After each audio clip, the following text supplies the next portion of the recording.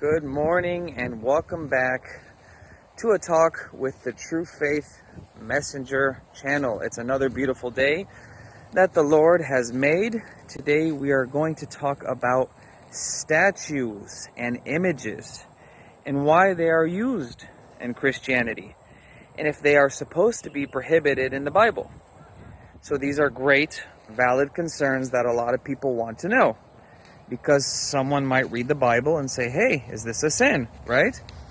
So before continuing, please support this channel by adding your like, comment, and share. But also please subscribe and press the little bell notification thing for more notifications in the future. So let's get to it. Why do Catholics pray with statues, or why do they pray before images? We're going to find out why did God in that same Bible tell the Israelites not to make images and statues.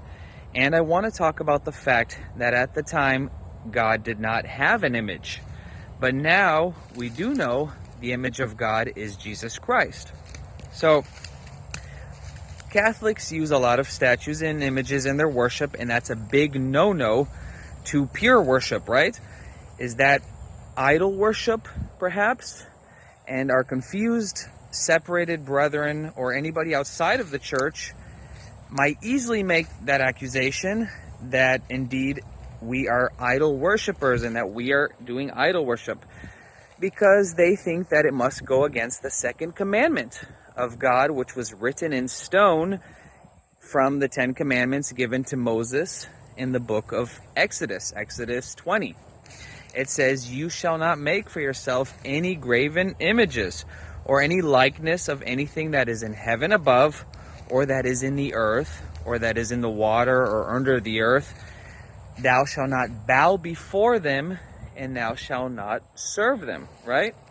So if you don't know, if you don't have knowledge of God's church, the Catholic Church, if you don't know of God's church and you don't know history, and of course you just pick up a Bible and you read the Old Testament, I completely understand why, if that same person who sees a Catholic bowing down before a statue of Mary and is praying, well, it's easy to confuse two very separate things as the same for lack of knowledge.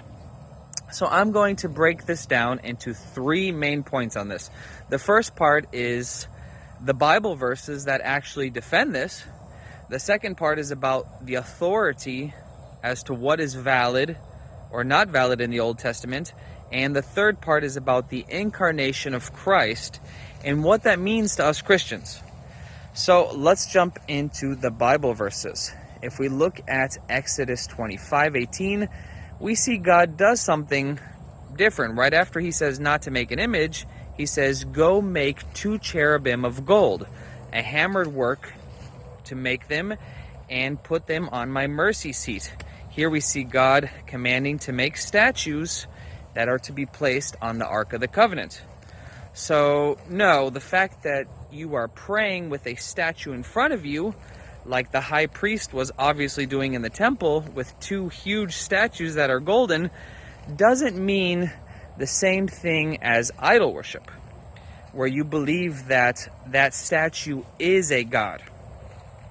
If we look at Numbers 21:8, the Lord says to Moses to make a fiery serpent out of brass and to set it upon a pole, and whoever was bitten by the snakes that were sent among them, if they looked at that image, they would be healed, right? And so Jesus later makes a parallel that he's the Son of Man being lifted up. If people look upon him, he is healed.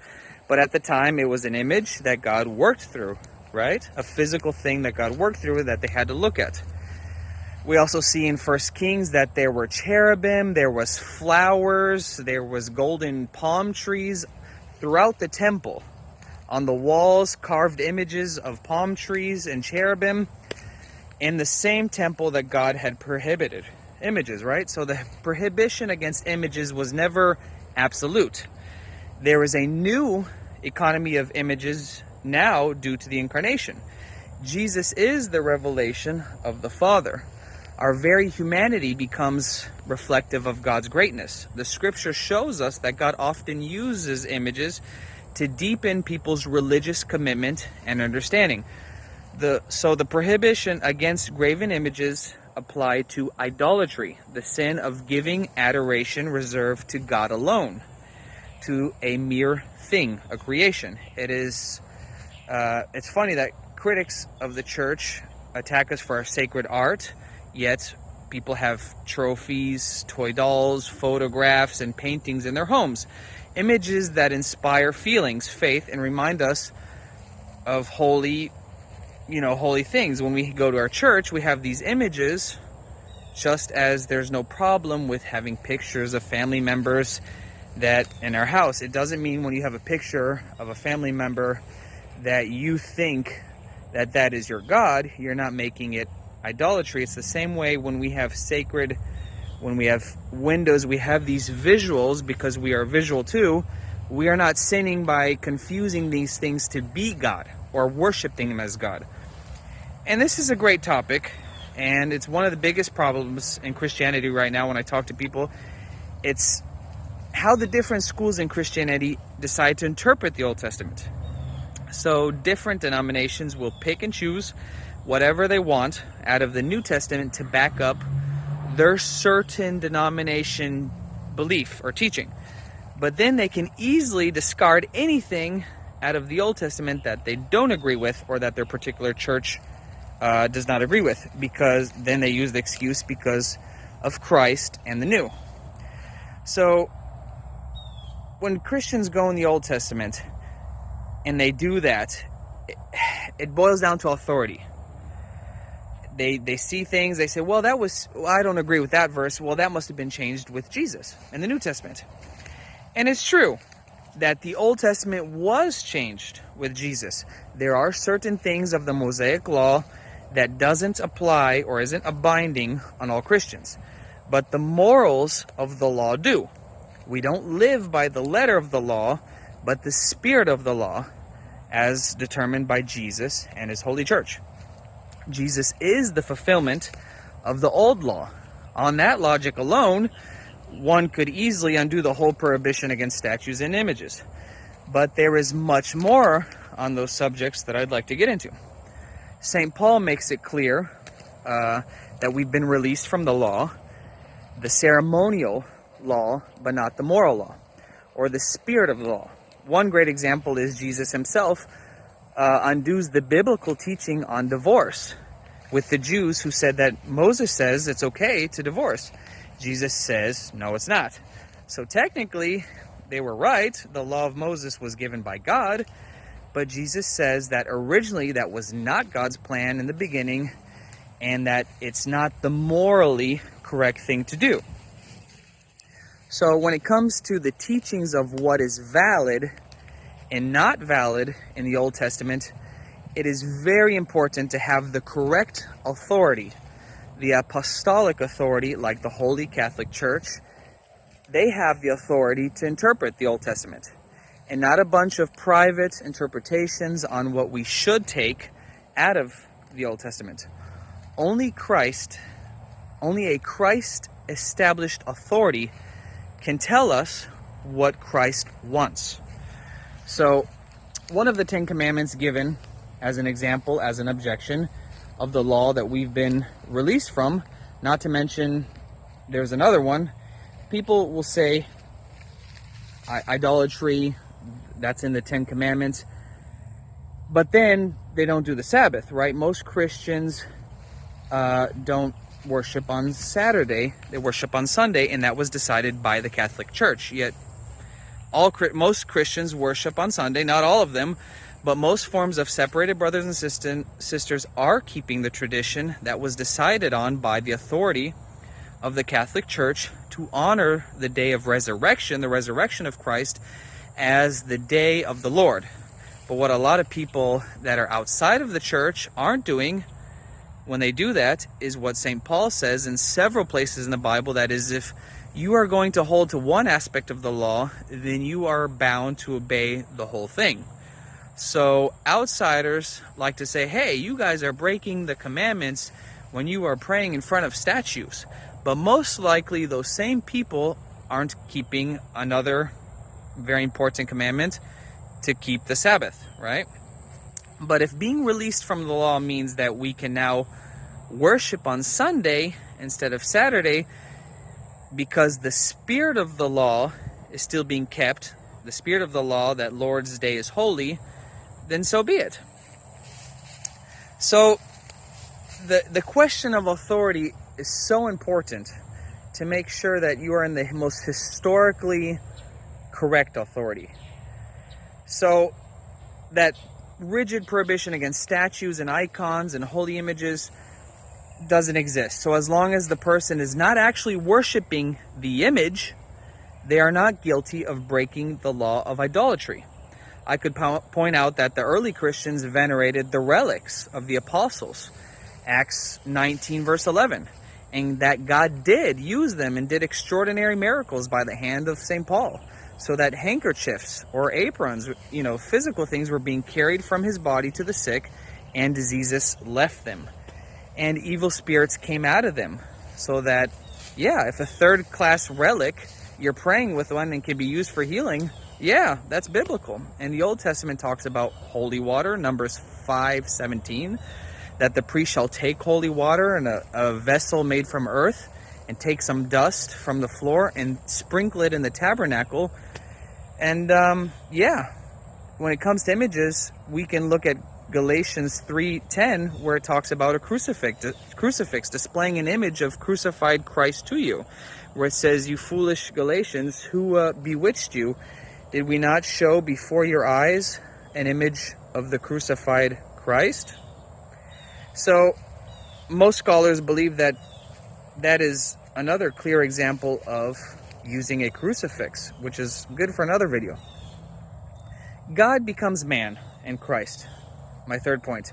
The earthly reality of the incarnation is that the main concept that separates Catholics and our Orthodox brothers and sisters from other forms of Christianity is that they're scandalized by images when seeing a corpus, a dead body, on a crucifix instead of an empty cross, or seeing churches that are full of statues and icons that seem so undivine to these people. But we Catholics know that Christ, by taking on the flesh and becoming man, he redeemed us, and he gave to us the offer of dignity that without him would have been impossible. And it's always important to remember that we are not souls trapped in the flesh, but we are in flesh souls that are being called to use our bodies on earth to glorify him. So he comes down and he participates, his divine nature participates in our world, and he brings us eventually to participate in his divinity. All truth, all beauty, all goodness point to him. And the good things of this world are just a shadow of the world to come. So our statues and our other icons that help us as we look at them and we meditate on specific divine realities of the other world.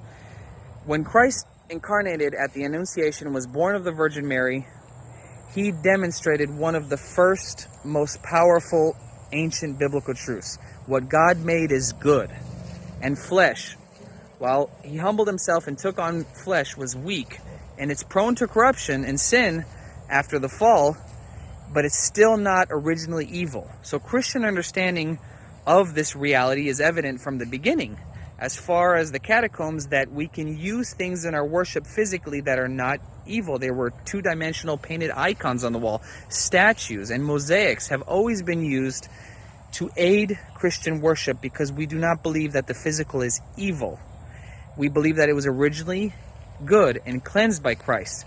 These things become aids in prayer and meditation, spiritual reflection.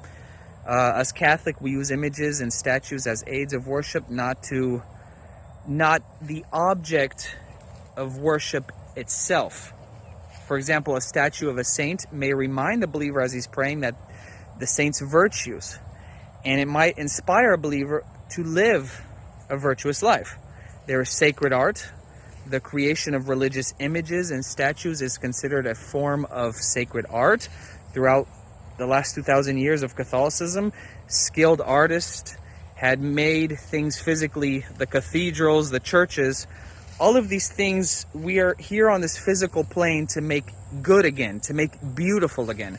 Many Catholics use images in our devotion practices. When we're praying, we light candles, another physical act of beauty, bringing light into the world before an image of a saint. And so these deepen our spiritual connection because we're both spiritual and physical, and we want to use the physical for good, for what is beautiful. It's important to notice that Catholics venerate, which means show deep respect and honor to images, to sacred figures represented in images and statues, but that we worship God alone. Veneration of saints is based on their example of holiness and their intercessory role in prayer. It's used as a teaching tool. Images and statues are also used to teach, especially for the 2000 years of Christianity where a lot of people were illiterate. They could go into church. There's these statues. We convey biblical stories. You can see on old churches and cathedrals important theological concepts, biblical stories. So yeah, in summary, in Catholicism, it serves as important symbols that aid worship. There are physical tools of spiritual reflection and devotion. God bless, and until my next video.